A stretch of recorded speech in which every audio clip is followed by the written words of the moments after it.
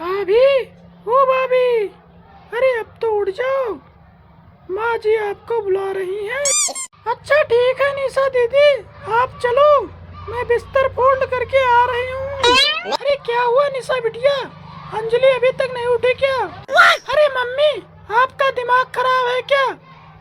अंजलि भाभी अभी कल ही ब्याह करके आई है और इतना सुबह सुबह उन्हें उठाकर कहाँ लेकर जाओगी? तो क्या हुआ निशा दीदी, मम्मी जी और आपके बीच में कुछ अनबन हो गई है क्या, जो इस तरह मम्मी जी मुंह फुलाकर बैठी हुई हैं? तुम रहने दो बहू, ये सब बात तुम्हारे समझ में नहीं आएगी। और तुम ये बताओ कि हमारे घर तुम्हारी पहली रात कैसे गई? अरे कुछ नहीं माँ जी, मेरी पहली रात तो बहुत अच्छे से गुजर गई।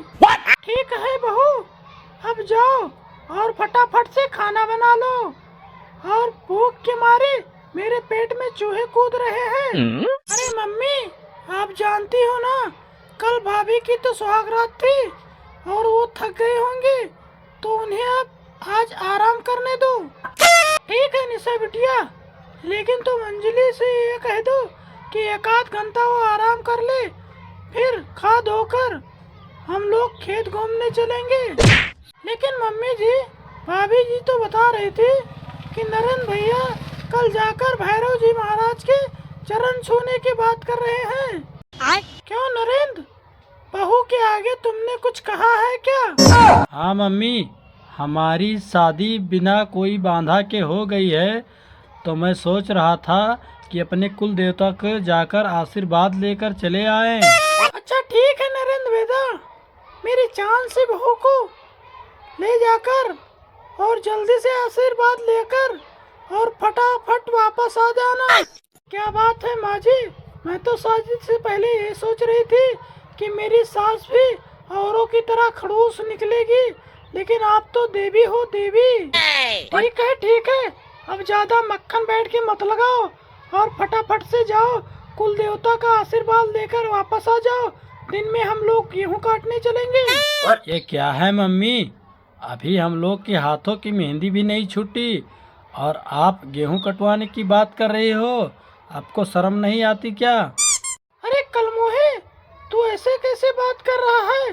तुझे मालूम नहीं है क्या, तेरी शादी करने के लिए हम लोगों से 5 लाख रुपया कर्जा लिए हैं, और तुम लोग ऐसे कैसे करोगे तो लोगों का कर्जा हम कैसे उतारेंगे?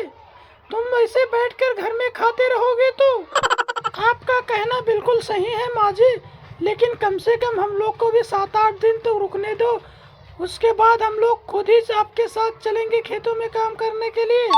तुम चुप रहो बहू, मैं तुमसे सलाह नहीं मांगी हूँ, ये मेरा ऑर्डर है। कुल देवता का आशीर्वाद लेकर तुम दोनों मेरे साथ चलोगे गेहूं काटने के लिए खेतों में। अरे मम्मी, आपको तो पता है ना कि जब किसी की नई नई शादी होती है तो मुंह दिखाई का रस्म होता है, जो आस पड़ोस टोला मोहल्ले की औरतें मुंह देखने आती हैं बहुए की।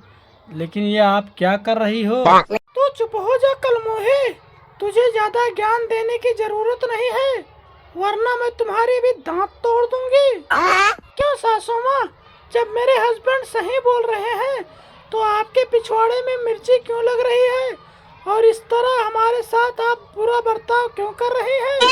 अरे तू चुप हो जा बहू, तू नई नवेली इस घर की दुल्हन है, कोई इस घर की मालकिन नहीं, जो तू खड़े खड़े पे बैठ के ऑर्डर दे रही है।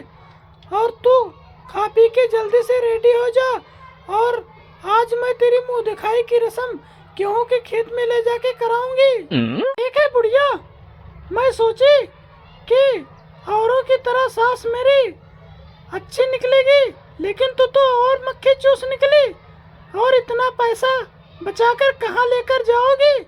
ना कब्र में बैग है और ना ही अलमारी, बस एक ही कफन जाएगा आपके साथ। दोस्तों, कॉमेडी वीडियो पसंद आए तो लाइक करें, चैनल को सब्सक्राइब करें।